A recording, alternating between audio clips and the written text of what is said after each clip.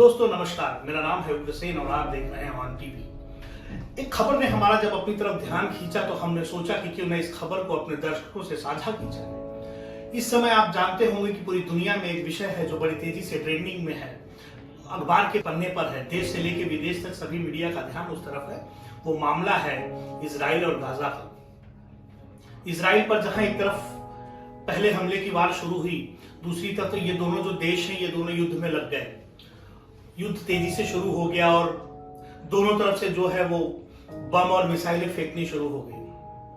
उसी बीच एक खबर हमारे पास आती है कि भारतीय मूल की रहने वाली एक महिला जिनका नाम है प्रमीला वहां पर एक नर्स का काम करती है, एक अस्पताल में वो नर्स है।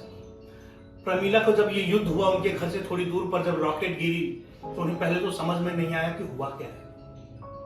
इस धमाके ने उन्हें हिलाकर रख दिया। उसके बाद एक के बाद एक धमाके होते रहे, जिसमें उनकी जो मित्र हैं वो भी वहीं पर अस्पताल में काम करती थी। उनका नाम था शीजा आनंद को घायल हो गई, चोट आई।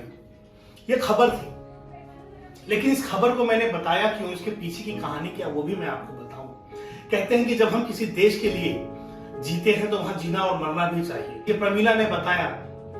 प्रमीला को जब फोन आने लगे और ये जब घटना भारत पहुंची, ये हादसे की खबर भारत पहुंची, तो प्रमीला को उनके घर वाले फोन करने लगे। प्रमीला लगभग वहां 6 साल से नौकरी कर रही थी, लेकिन प्रमीला ने अपने परिवार से कहा कि मुझे भारत ने जन्म जरूर दिया है, लेकिन इजराइल ने, इस देश में मैंने अपने जीवन को जिया है, मैंने अपने काम को जिया है। इस वक्त मुझे यहाँ पर इजराइल को मेरी जरूरत है और मैं भारत लौट कर नहीं आऊंगी। उन्होंने लगातार बात की, अपने परिवार के लगातार फोन आते रहे। इस हमले में उनकी एक मित्र शीजा आनंद, जो कि भारत की रहने वाली हैं, वो घायल हो गई हैं।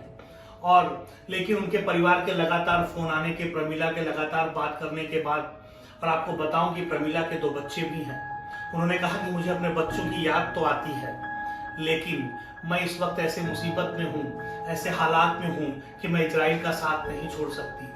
कहते हैं ना कि अगर आपकी राह सच्ची हो तो जीवन में हर मंजिल आसान हो जाती है। और प्रमीला ने भी कुछ ऐसा ही किया इजराइल के लिए।